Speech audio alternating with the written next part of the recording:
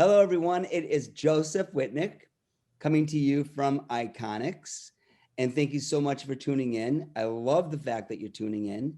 Remember, YouTube iConixxx Live is where we have a library, now about 37 documentaries on amazing industry leaders who I know once you watch one, you'll want to watch all, because every single one of them has something to do with maybe the comb you're holding, or maybe a color that you've done, or maybe some of you are really interested, as I get asked a lot, on extensions or wigs or hair systems or top of the heads.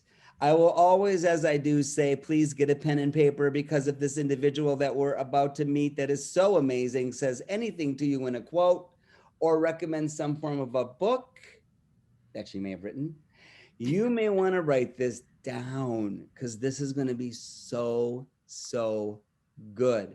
Another documentary there, real quick, that you want to watch for sure is look up the documentary, right, Cassie, that we have on Linda Arnold.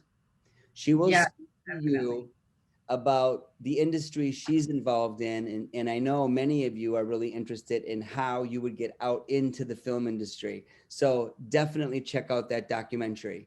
I now am going to introduce my hostess slash sister from another mother, Cassie, who has placed in many places in my life, from family to we've worked together on the road. She lives in Denver. And how is Denver, Cassie? Cassie Boyd? It's a little chilly here, my friends. I know.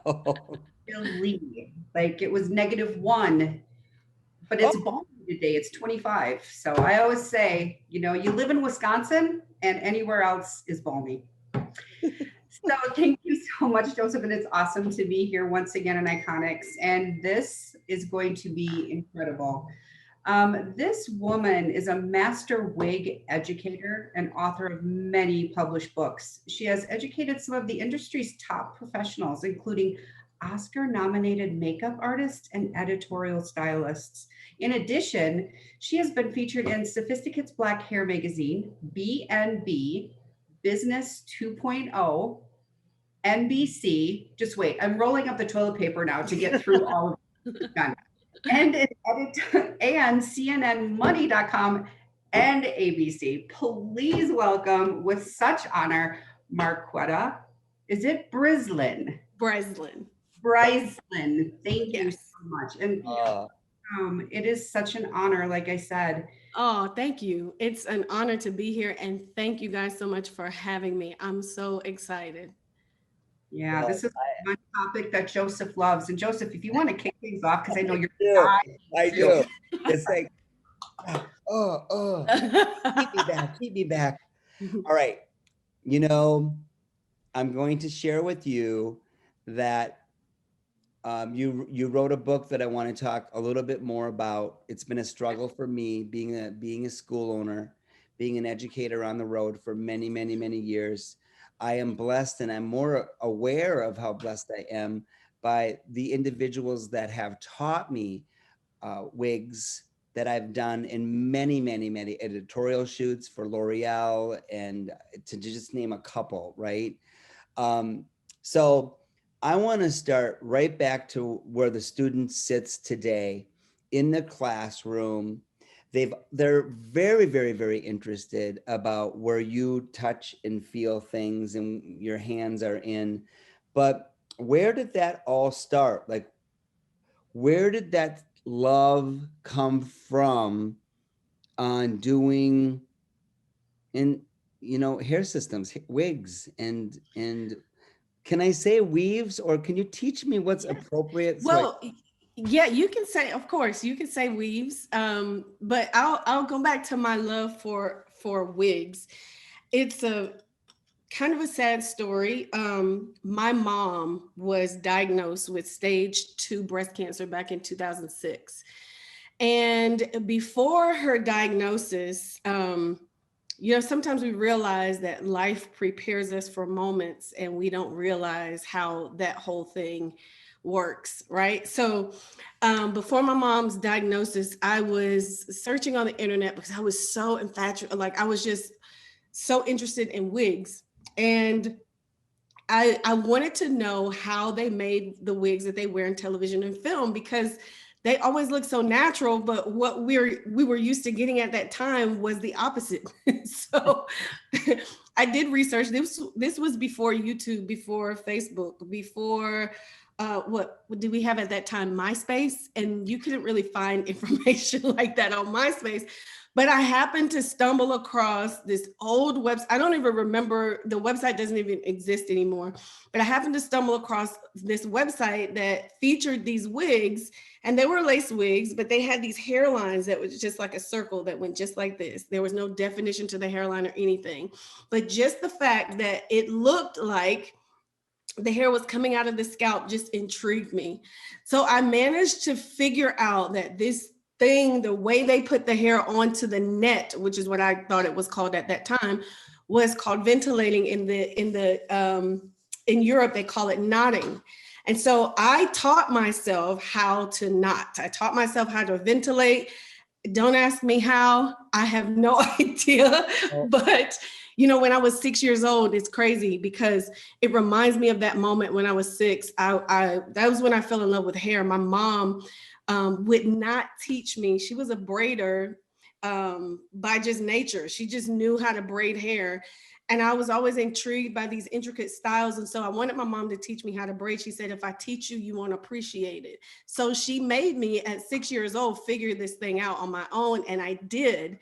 And that was a full circle moment for me with learning how to ventilate, because I didn't know where to go to learn. So I had to figure it out, teach myself. So Marquetta, I'm going to stop you for just a second because you Yes. don't realize this. I mean, you're speaking like it's smooth as butter, but what you got to understand is that it is to you and I, but to a student listening to you right now, they're saying, what the hell is ventilating? I'm just Gotcha. saying. And when you say net, we know that there's some form of a lace, right? Yes. Touch on that a little bit more, please. Sure. So the net, what I call the net at that time, because I didn't understand proper terminology, is what we call today lace. For lace wig, lace closure, lace frontal. I did not understand any of those terms. And the act of putting the hair onto the lace is called ventilating. That is done with a ventilating needle. Yeah. And it is done in multiple different ways. You can do a single strand. It depends on where you're working at, determines the type of knot that you're going to use for that particular section in the wig. And So it's very, very intricate. yes, And extremely. you can tear that lace Yes. if you're angry with someone before you sit down and start ventilating. Yes, or if you're not careful, if you don't know what you're doing, a lot of this. Right now, there's this big craze with HD lace, and people don't really understand. True HD lace is extremely delicate and is not meant to be used for pieces that you wear every single day. But if you are going to use it for a piece or a television and film, there's a strategic way that you use it. A lot of wig makers will double that lace over to make it 2 layers, and then that front portion for about 1/4 of an inch is left out, because that's what is laid up against the hairline. But there's a lot of steps that goes into the intricacies of making lace wigs. And my love for it developed with my mom's diagnosis. She got diagnosed with stage 2 breast cancer. She lost all of her hair, and I was just tired of seeing her wear these unflattering wigs. And my thought was, why should you have to look like what you're going through?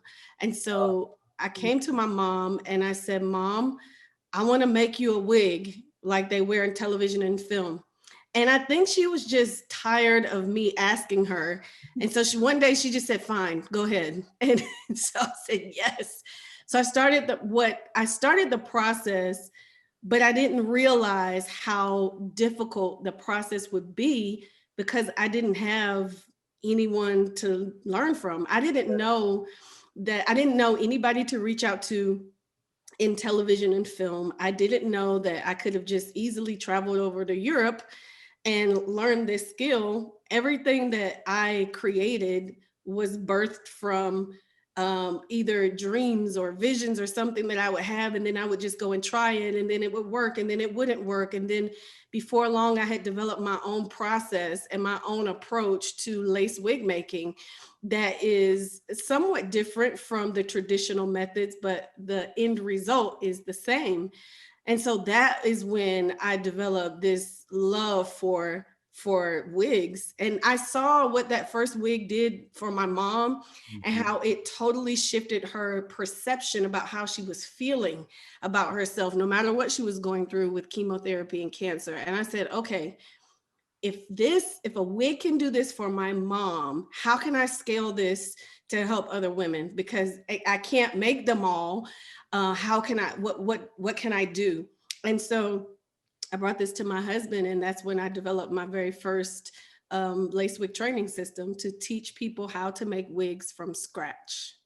Oh, yummy. I could just keep listening to you. I'm not kidding. I share with you my true feelings. And well, that's fascinating.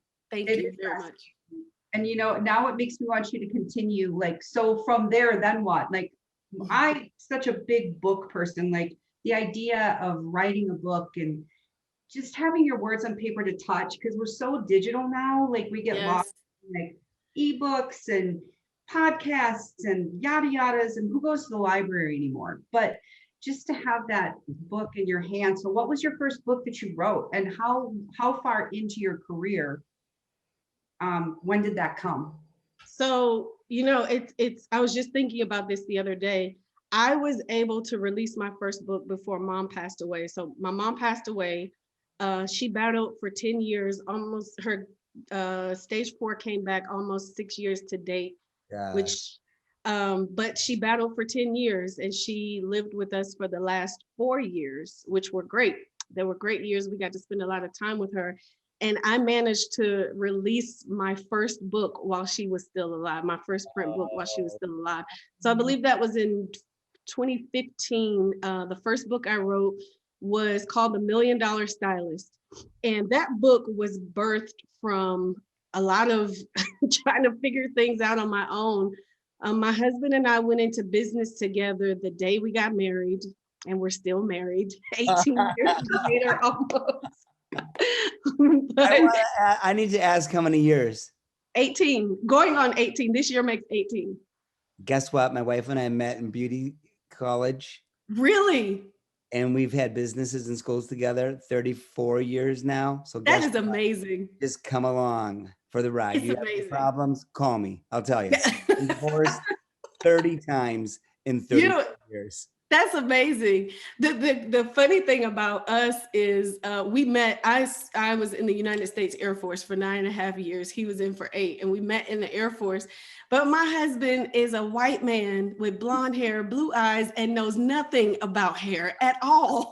So it works. It actually works because he doesn't really know it. Well, now he knows a lot more about hair, but in the beginning, he did not know anything about hair. So if I said, hey, I need to do this, he would agree with me because he didn't know. So it worked. But that was, that system was birthed from years of us trying to figure things out on our own.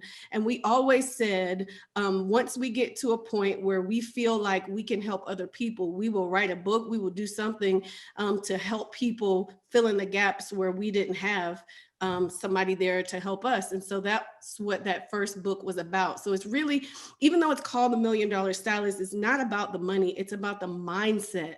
It is about a way of being and a way of living to get to the freedom and to get to the point where you don't feel like you're chained to the chair. It's actually the first chapter in the book, Chained to the Chair No More. That's perfect. I love that quote. It's not about the money, it's about the mindset. Yes. I've often said, being going in, and I was a consultant for the Summit Salon Business College, and would go into salons, helping, bleeding salons, helping like bandage that up. And one of the things I always thought about is step away from the chair, because most of the style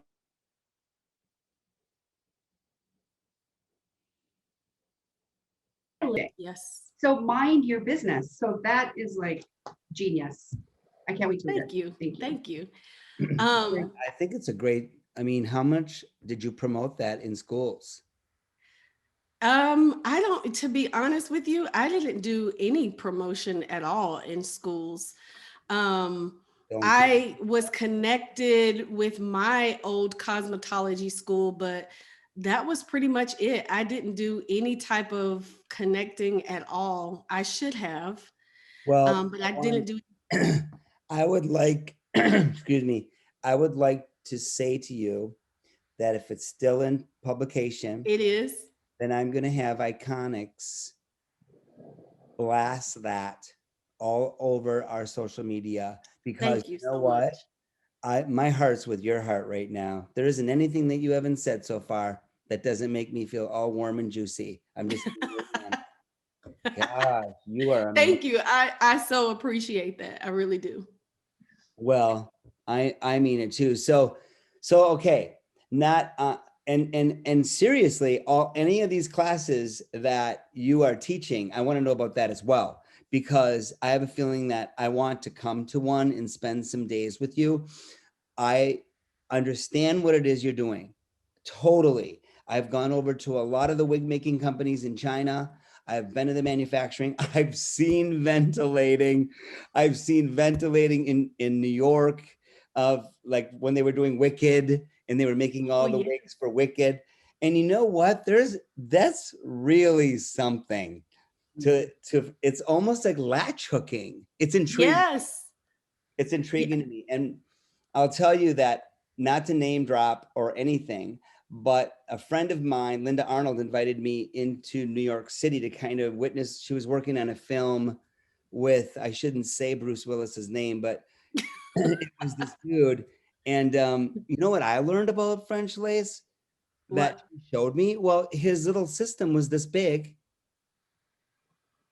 right? And it was like $10,000 for this. So, speaking to the stylists out there that wonder what other directions that they can go, this is, you accept anyone into your classes, correct?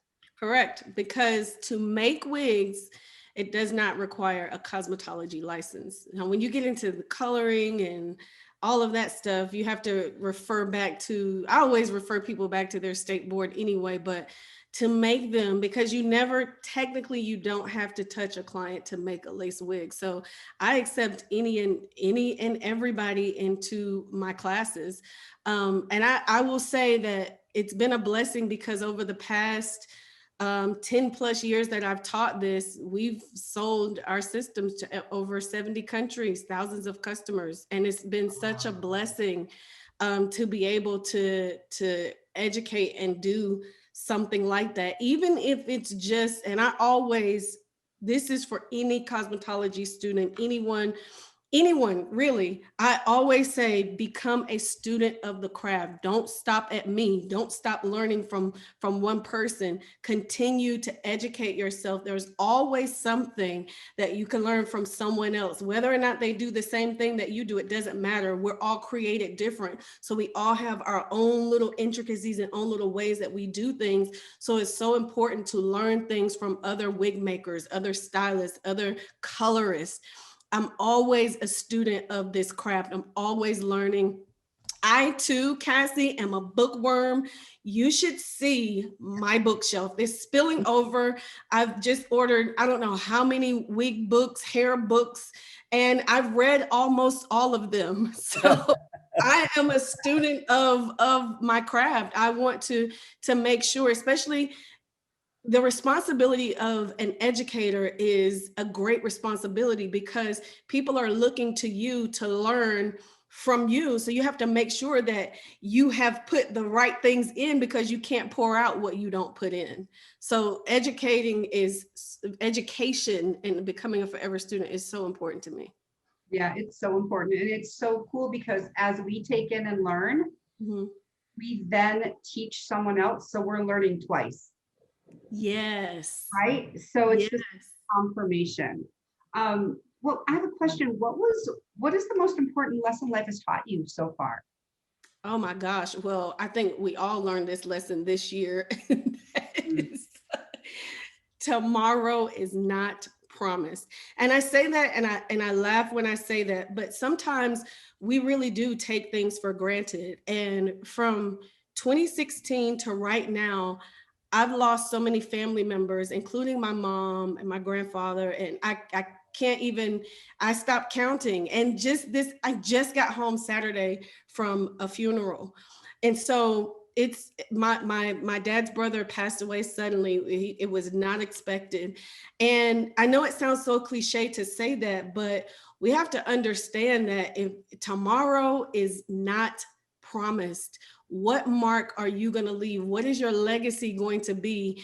If God forbid something were to happen, what is your legacy going to be?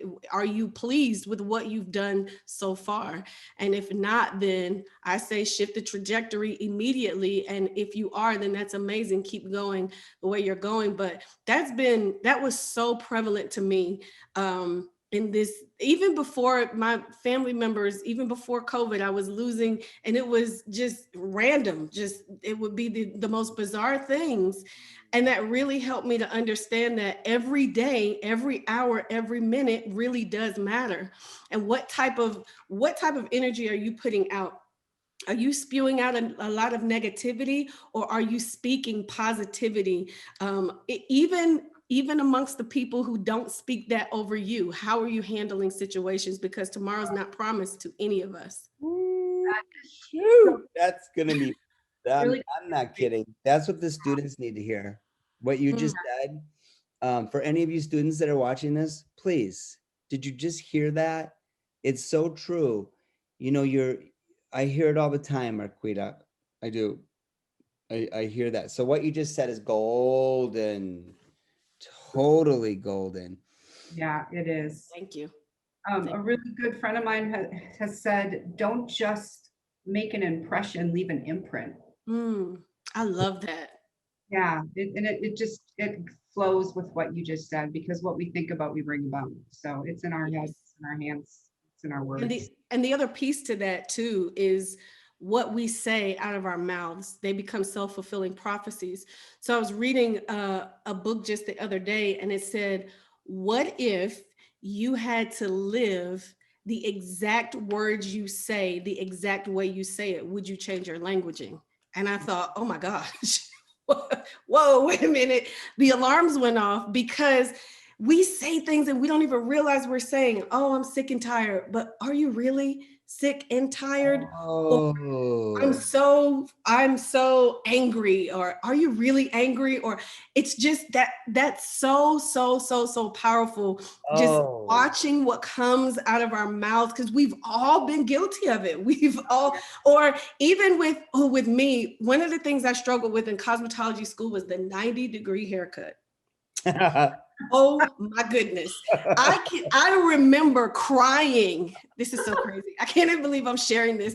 I remember crying because I turned my mannequin head upside down and I still had little pieces that were not even.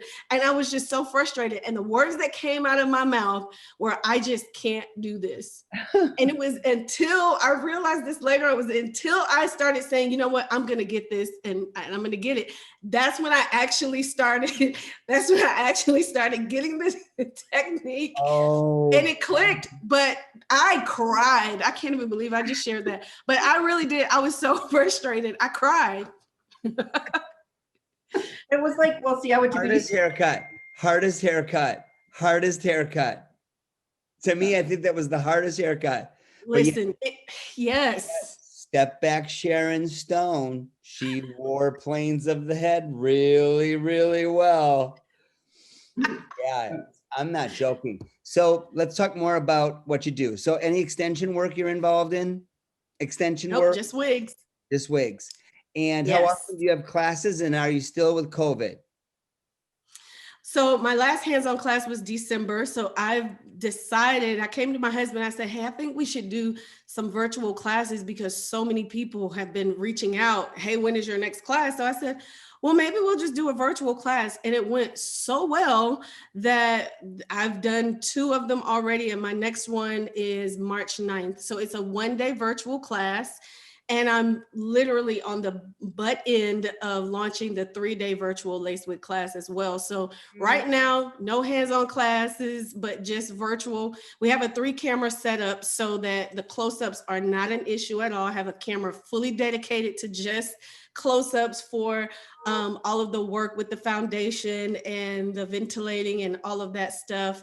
And it's been awesome, but I love people and I miss giving hugs and I miss just, so I'm just waiting. I live in Vegas. So right now we're capped at 50 people for a live event, but as soon as that limit is lifted and everything is safe, I will be having hands-on classes again. But for right now, everything's virtual. I want to come. You're there. I want to come. Both of you. I have spots saved just for you. Yeah. Do you accept like old Caucasian men? Yes, I do. I want to come. I'm coming. Oh, okay, great. I can't wait. I'm excited. I'm not kidding. Yeah, it would be amazing. That's just something that I just have always wanted. And I see videos. I watch what you do. It's fascinating. It's really, really fascinating. And do you feel that it's somewhat of a dying art? Would you not say so? So could you imagine if more and more students were involved? I mean, if 100 students watched this and 20 of them said, that's what I want to do, we could totally rebuild the industry from what it's lacking. I think we're in the middle of that actually happening. A lot of it's so I was talking to my husband about this about a month ago. And when I started, it really was a dying art, which is, I think, why it was so difficult for me to find. There was, there was one school in the United States, DePaul University, that had they had some sort of week-long class, but they didn't teach you the wig work. They taught you the mustache and everything around it, but they didn't get into the wig work. And I did go to that class and it was amazing, but that was it. There was no anything else that had any detail. And at that time, it was such a dying art because you would have to send pieces off to have them repaired and then wait weeks to get them back. And now I'm seeing people, this is just so amazing to me. It's some of my students have started their own academy, started teaching classes, and now it's become this entire thing that's growing. It's like a big snowball, and it's slowly growing and growing and growing. And so when I decided to relaunch my system, because I don't teach some of those traditional methods, I flew in instructors from Europe.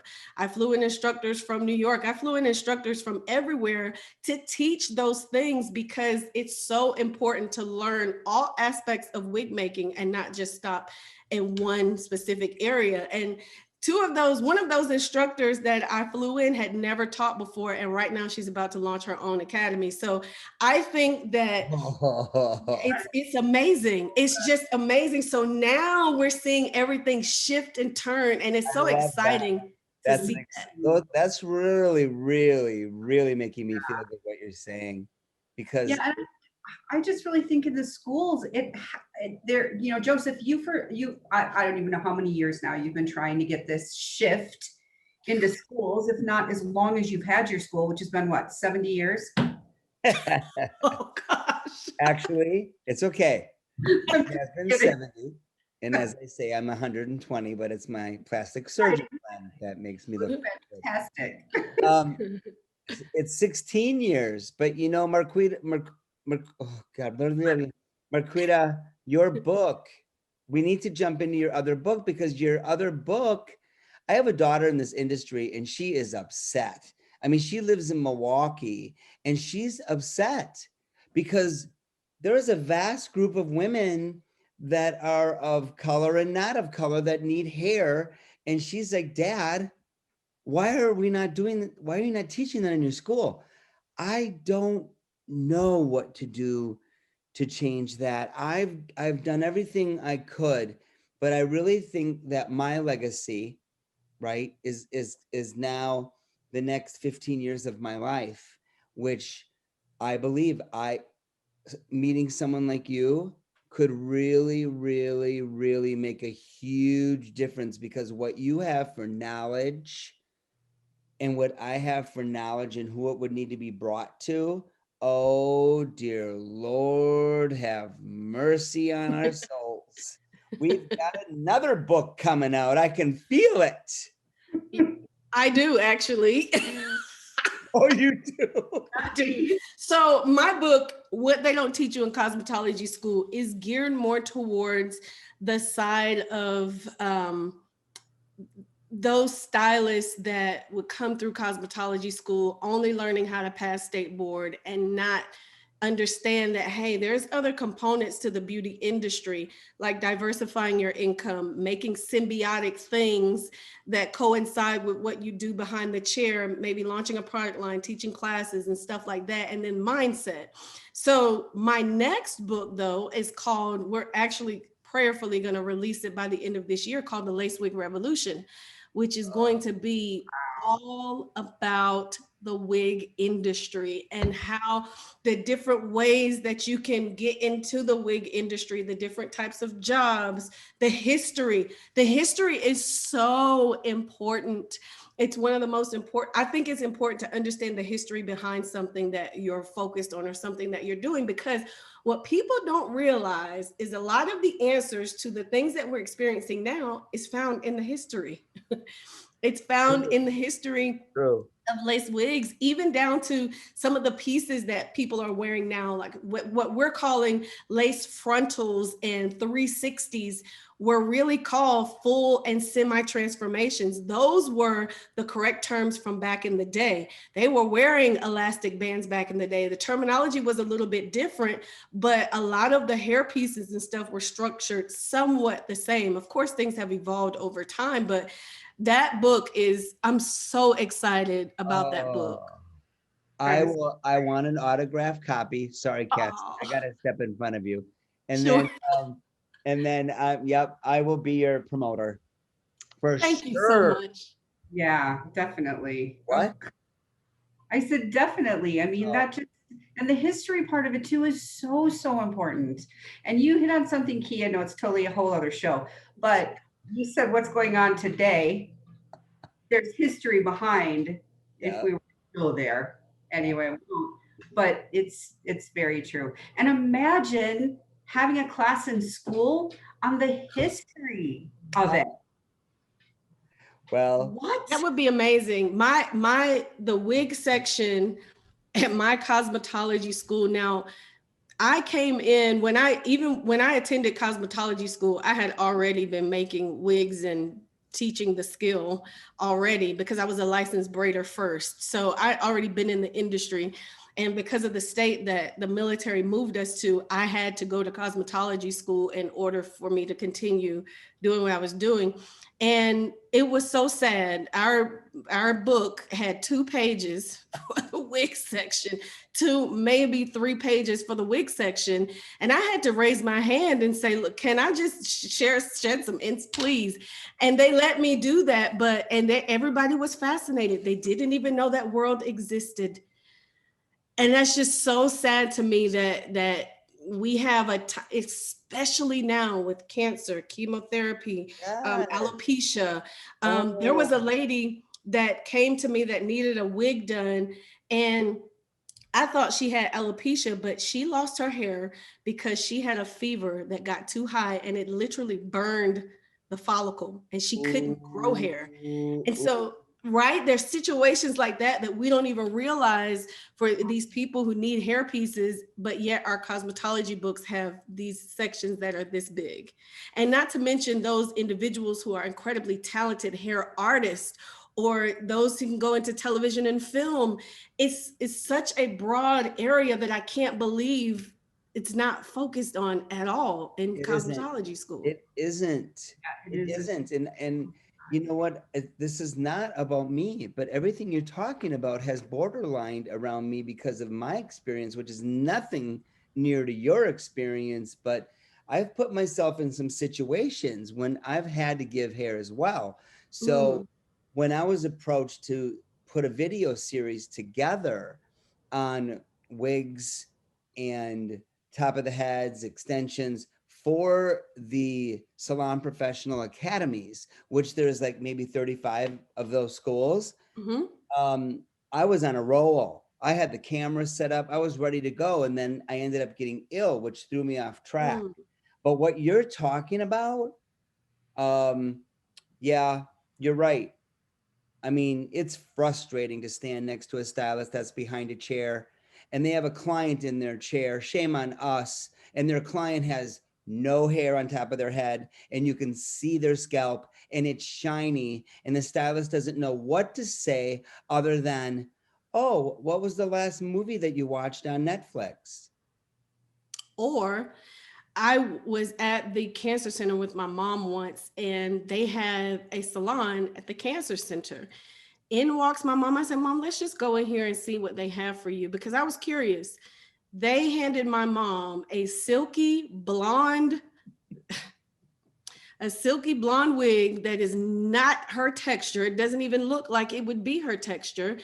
And the lady just said, this is what we have. And that's sad, because there's a whole arena of people that have been eliminated because of lack of education. Agreed. On so many levels. Many levels. And you were talking about how it's now more in the forefront. The company that I work for has an integrated system. So there's no need to shave, but that's for somebody who still has hair. But if you look at, manufacturers are now coupling with, if you will, now the word is textured hair, because that's kind of what they're calling it now, with blended hair.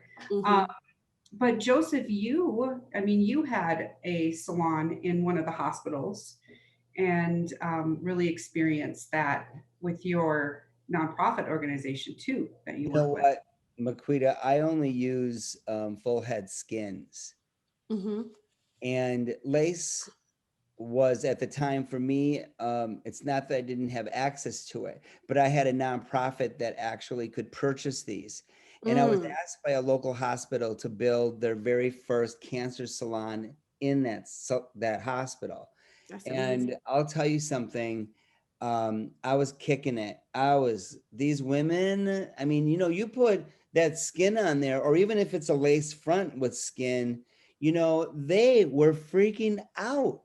And they had just come to me from a place that was giving them this scratchy, wefty, Barbie dollish like hair that had that big humpy front. You know what I'm talking about? I don't know Fronts, yep. for it. If you do, share it with me, because I don't know. But you know what I'm talking about. So I don't know. I think with the power invested in us strongly, really, the universe has brought us together, and I really feel that there's going to be some major changes here. And I think we have support, and we will have support from listeners. And I hope to see that you see, Cassie sees, and I see that from watching this, our emails go crazy with more and more interest, because it's the same with men. True. Very true. It really, really is. And I want to bring this up, and this is a touchy subject. It has nothing to do with any of us here, but it has to do with what I feel has happened in history. I feel that when you're a good stylist, you can do, and when you're a really good stylist and you've put yourself in situations, you can just about work on anybody's hair. right? I mean, Mm-hmm. I too have biracial nieces that I've worked with their hair. I've taught my sister, what to use. But why do you think there was such a separation between women of color doing their own hair and I mean, I do hair on a network here, and I offer myself to all the MCs. The only one that won't come to me is the one that has the one that has hair that she goes to Milwaukee and has weaves put in. She's a beautiful woman of color, and she will not. And you know what? I love that stuff. Give me a little, let me braid it and I mean, I love doing that. But you know what? She would not come anywhere near. And I don't know why that is. Do you think that you know why that is in history? It I may mean, be, it could be because she's had a horrible experience before. My daughter she's a makeup artist. She started at 7. So she's been all over the place doing makeup and sometimes even teaching makeup classes to young girls. And there was this clothing company. You guys are probably familiar. It's the Justice Clothing Company for teenagers or for little girls. And she was one of their they called them Girls with Heart. She was one of the first to be chosen for that program. And they chose her to come and walk in their fashion show. I think it was in 2016. And so we get there, and the hairstylist just pauses when she gets to Naya's hair. And it took some time to unravel some of the things that she did to her hair. But I would venture to say that it could possibly be that she had a bad experience with someone who wasn't used to working with textured hair. But I would venture to say that it starts in beauty school.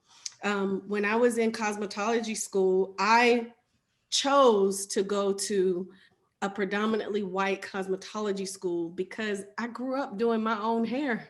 I knew how to work with my texture of hair. And so I wanted to work with other textures of hair. So I chose to go to a predominantly white cosmetology school. But still, even though I was at that school, I still had to service African-American clients predominantly because there was no instructor there to teach us how to work with African-American hair, even down to the products. We had to supply our own products because the makeup of certain products that were provided to us were not well suited for our texture of hair. So, and I just shared this on on a live that I did earlier. The narrative starts in the cosmetology school setting. When I was in the military, we had to go through and read all of our regulations and all of that stuff.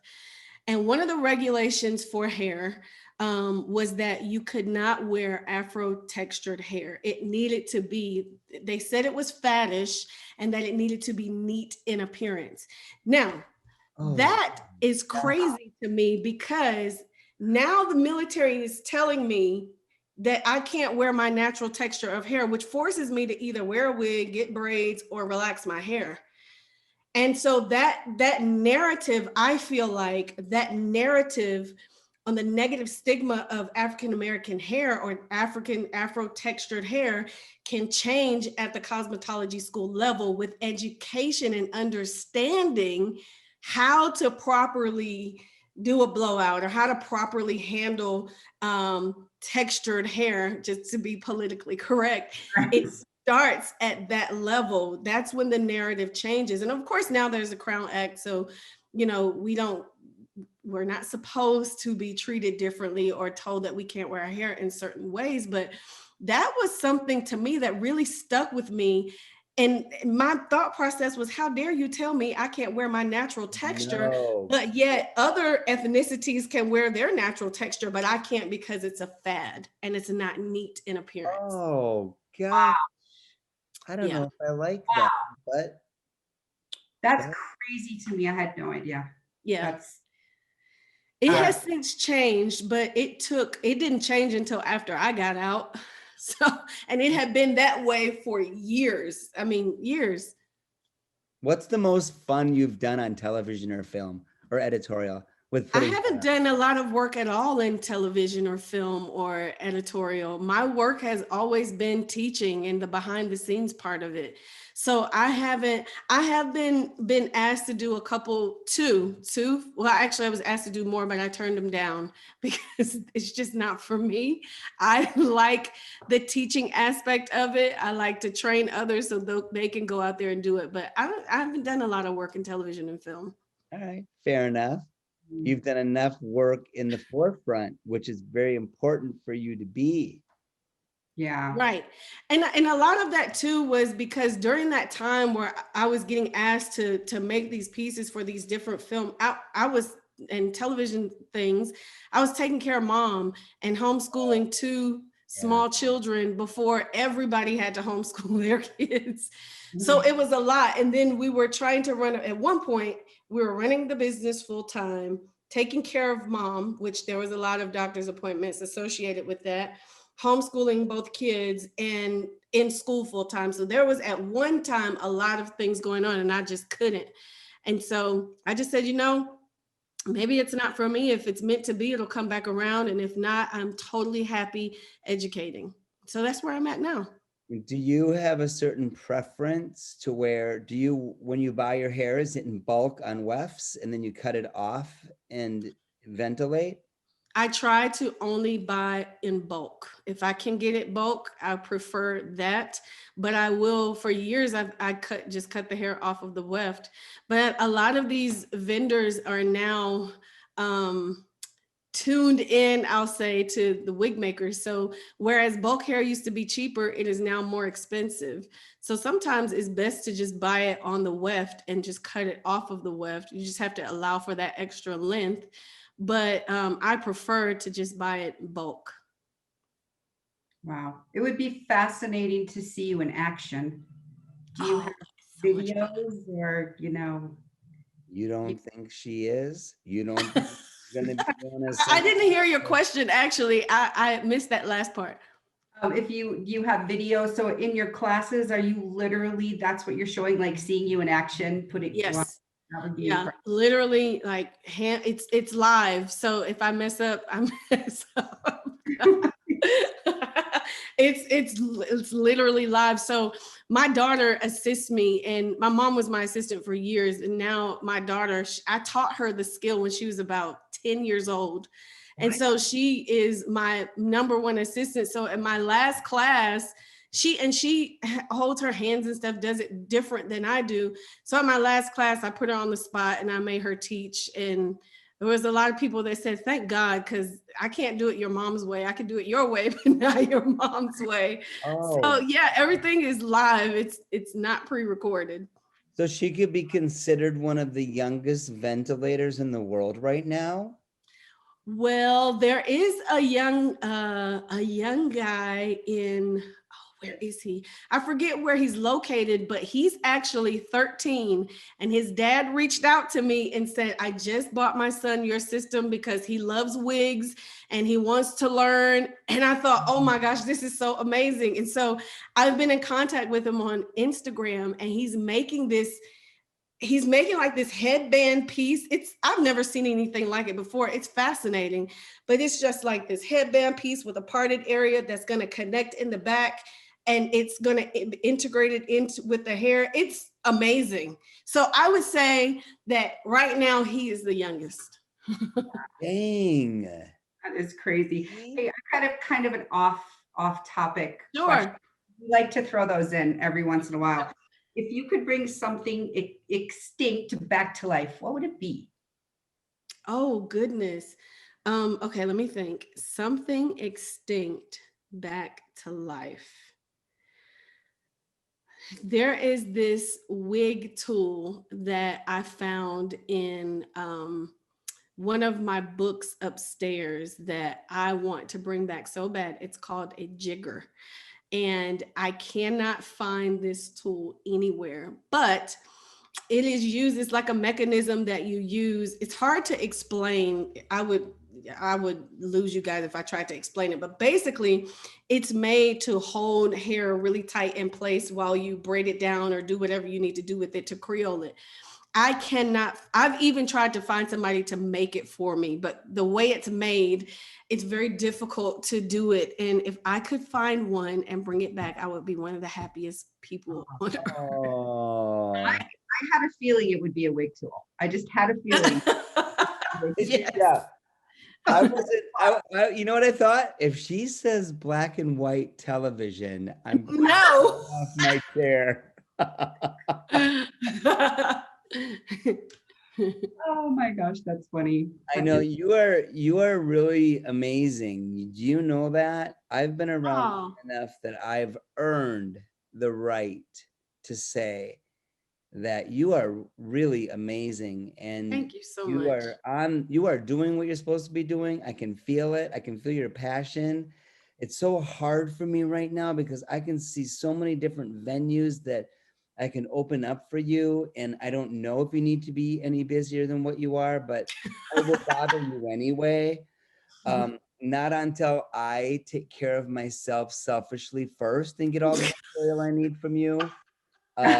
Because you know what? I love your honesty. Learn. You're never old to learn, right? Right. And I'm telling you something. Oh God, it's really, really, really cool to hear you speak.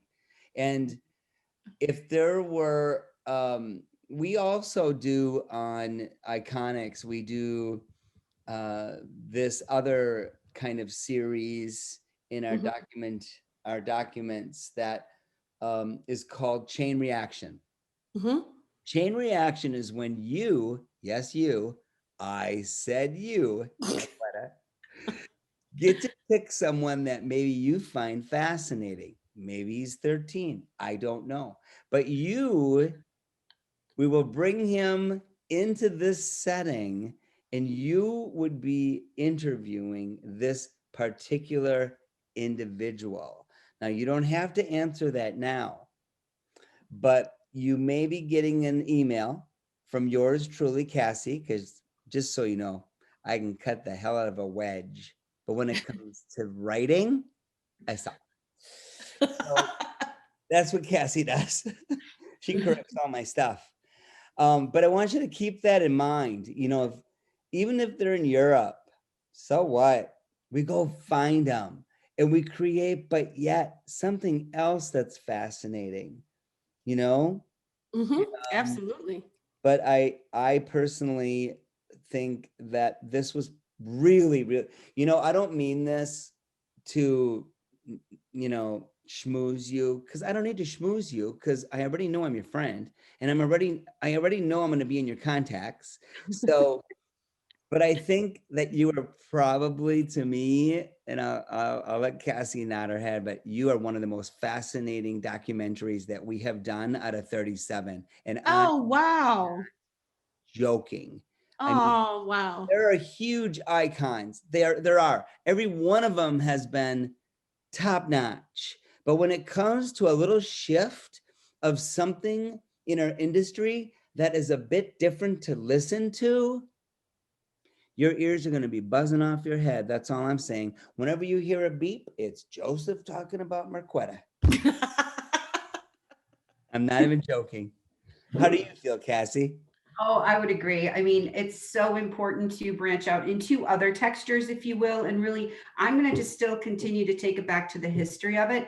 I've already got the class set in my head, what it's going to look like in the cosmetology schools. So the cool thing, what I think should happen is you should be doing this history class, and it should be mandatory for everybody. And then the stylists that love it can go on to the continuing education classes if it like really intrigued them and that's something they want to branch out into. Wouldn't that be amazing? So then, you know, not everything is for everybody, Right. but if you can break it down for them first and say, hey, this is really cool. If this is something you want to do, here's where we go with it. I just think it would be incredible. I love it. Marquetta, have Yes. you heard of My Lady Cosmetology? Yes. All right, I'm on their tail. Good. I have called and called, and I am this close right now to getting a hold of the person in charge that has got to allow me and you to change chapter 13 because it's been I just haunting me. It's been Yes, I just haunting me. ordered the book. I just reordered a brand new book because I wanted to break it down and I want to see exactly what has changed or what's been taught so far. And you know, it's so funny. I don't know how I knew you were going to say that or mention that today, but I was on there was a group of ladies that over the summer we got together to try to change certain things within the Miladies book, but we never, you know, schedules changed and we never Yep. got together and all of that. But I'm so glad you're doing that because it's so incredibly. I'm calling you. Hey, Yeah. I'm there. I'm there. I'm not even joking. Me either. I needed someone like you to go in there with me. I can show my segments, but you know, with you and I together, what we could show, and it's kind of what she said she would need to see. But you know what? I really believe when I look at some of the stuff I see in that My Lady book, and you know what? Even the school systems have asked me. I said this to you. You know, this has got to change. They Mhm. said, well, we'll allow you to change it and then tell us what you're going to do. So you and I, for what, and I don't want to say you and I as in you and I, because it I could know be what you mean. but I believe that we have something here. We really do. Yeah. And I know that some people that are watching this tonight are jumping upside down. They're jumping up and they're just saying, I'm in, because we have a couple people that are following us right now that I know for sure are in on this. So, you know, I don't want to say goodbye, and I will never say goodbye. Because remember, we're going to be in each other's contacts now. Yes, we are. But what I do want to say on behalf of iConixxx is this has been an incredible documentary, and it is necessary, and it is what I'm going to talk about on Friday at my meeting with the board. This is what they need to know. Students need to hear, and there's no doubt about it. And so thank you for saying yes to this. Thank you so much for talking to Cassie and I. This has been really, really, really important. And not that I'm a big drinker, but tonight is a shot and a beer after this. I'm just saying. Well, and I have one more thing to ask you. There's something that we ask Sure. at the iConixxx. And if you were to leave something for the students in a time capsule that they dug up and found and saw your name, what two things would you leave with them that means the most to you? In 300 years, when they dig it up. Oh man. Okay. A time capsule in 300 years. It What is would just be 3 words written on a piece of paper. Never give up. Ay, ay, ay. I'm going to tell you why I say that. Because I come from, my parents were addicts. And I was the oldest of 3. I'm 8 years older than my oldest little brother. And there were times that I had to sleep on my car keys because my mom would take my car and go on a binge and I wouldn't be able to get to school. So I went through a lot. Now my dad's doing wonderful now. My parents ended up getting clean, but those years that were supposed to be my developmental years as a child and growing up, they were tough because I had to be daughter, I had to be caregiver to 2 addicts, I had to be mom to 2 younger brothers, and that was tough. It was hard, but I was determined. Number one, my brothers would not be statistics because of our background, and I didn't want to be a statistic. So my determination came from my faith. I'm a huge believer in Jesus. I love the Lord. And I stood on the promises that he spoke over my life at a very young age. And I said, okay, if this is happening, then I know that it's gotta be for, I don't know what this reason is, but My brothers are now business owners in their own right. My dad, they have a great, we all have a great loving relationship. And, you know, I'm here with my husband and my kids, but it all boils down to the fact that I did not give up. There were so many opportunities that I could have just thrown up my hands and said, you know what, I'm done with this. But I didn't. I kept pushing forward, and I did not give up. That's my biggest, the thing that I would want somebody to know in 300 years is that you cannot give up. Wow. Wow, I love that. I love you. You're amazing. And I mean it. I mean, we're all inviting you back. So we'll talk. I'm happy to come back.